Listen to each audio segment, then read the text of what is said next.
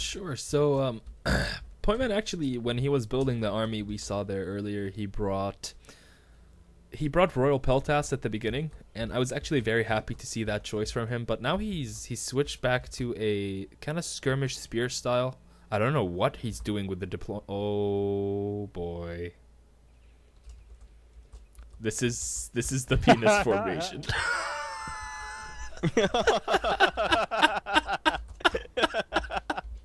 Yes. Nicely done, PointMan. Oh, and the arrows, yeah. So, really needed.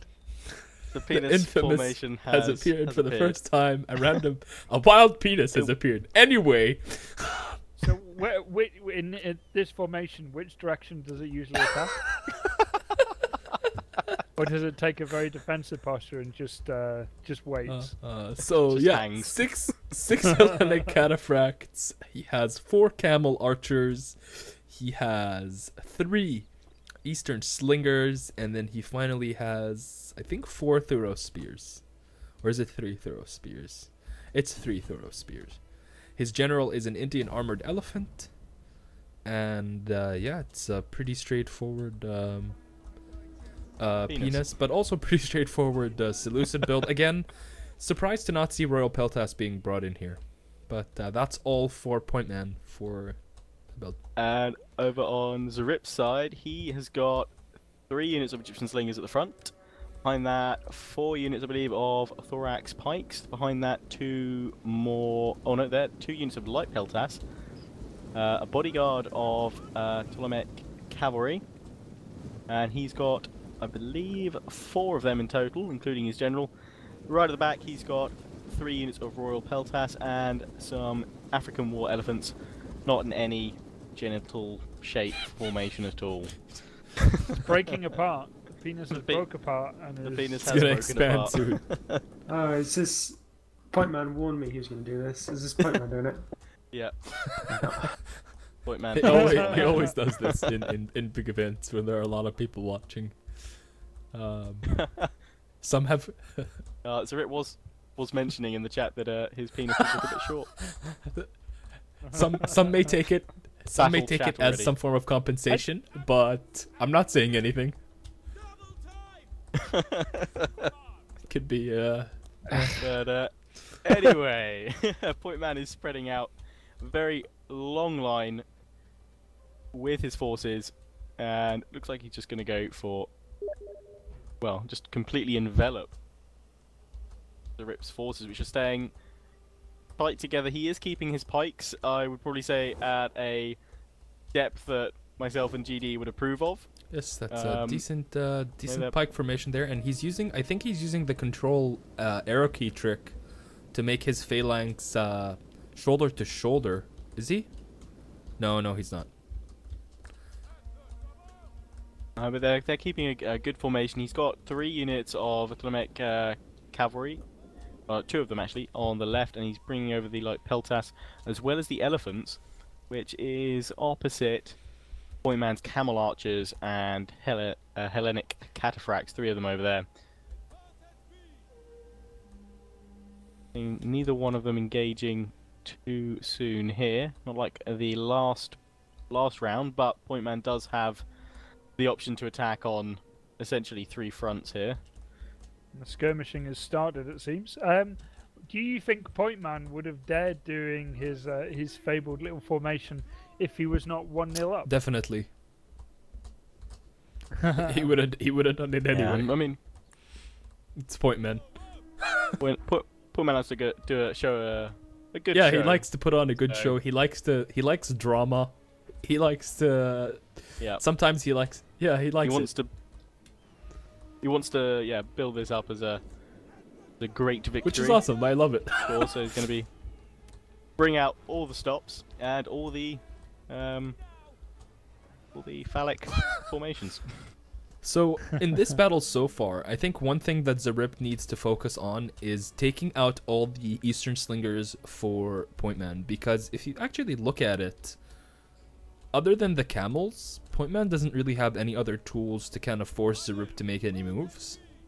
And if Zaript just stays close to his pikemen with the elephants, the royal peltasts, things will kind of add up for him. But yeah, he's got a good army that supports itself if kept together. But if PointMan can start breaking it apart, it's not gonna and hold. look, PointMan, every time those slingers for Egypt line up a little bit to take an attack, PointMan moves something forward to push them back. And those slingers have taken considerable losses. One of them's down to half they haven't been able now. to steady themselves on fire. Oh, PointMan actually uses trample, and is gonna follow this this one unit of Ptolemaic Cav all the way, but he's gonna turn around.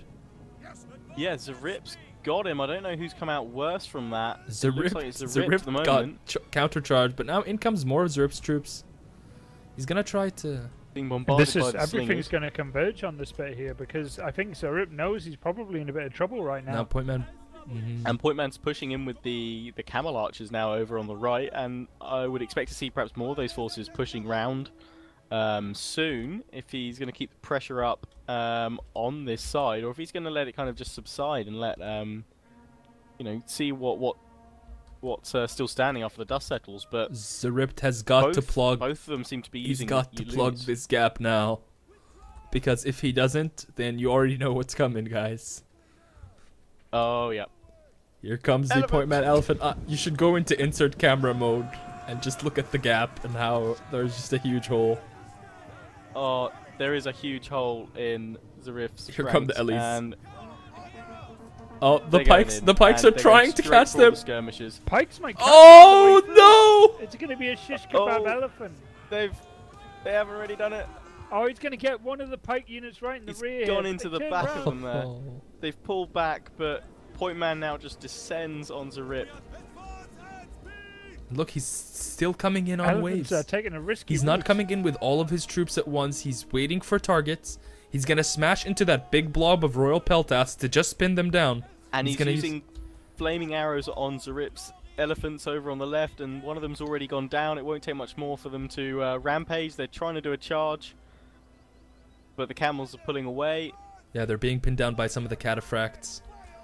But look at this here. Those elephants are chasing Right the flank pelters of away. Zaript now. His general is in danger, being attacked by PointMan's very own general.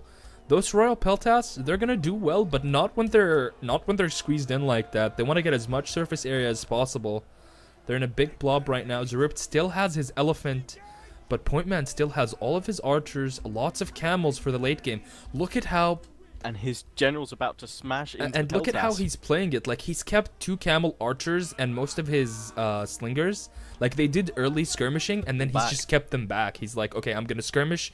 Now Yeah. I'm gonna play with my infantry and cav. And if I somehow fail to do that, I've got late game units to cover the retreat. So And really well played. we were right. PointMan, no mercy here, has gone in. He's gone in for his the roller. skirmishers though are just tearing up the African war elephant. So what's left of them, at least, and it's looking really, really dark for Zaript right now. Oh, another elephant's down. And they're rampaging.